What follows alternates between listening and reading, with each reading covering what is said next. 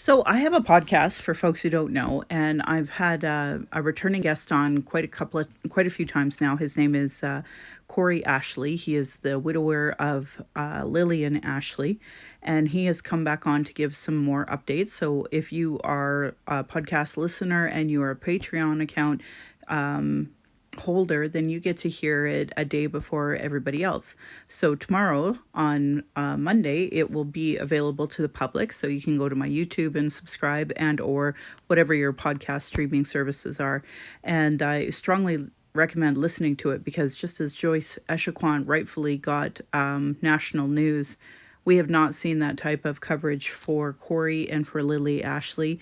And at the end of the day, I talk a lot about racial battle fatigue that I experience, but here's a white fellow who fell in love with a Native woman, and then, of course, at the hospital was killed with neglect. No nice way to say it.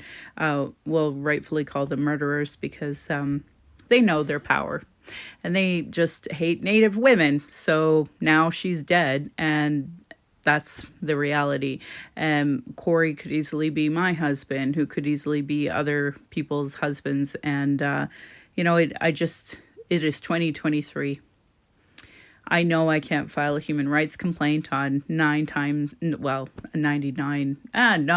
more like 9 million times out of 10 million times. It's never going to be there. Never.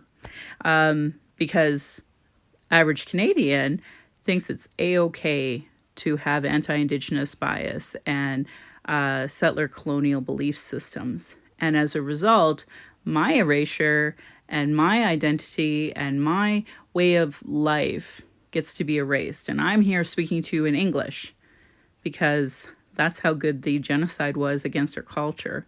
And because I'm not getting paid by any stretch in order to learn my language, learn my culture, and the genocide is ongoing.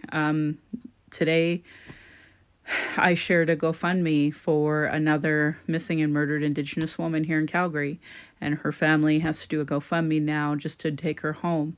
So if you legitimately care about Indigenous issues, start talking about it, start sharing it, because my own husband, he's trying to fight that fight, and probably not going to get a promotion as a result of it. I hope we're wrong, but this is my reality. And if you don't have these realities, then consider it privilege.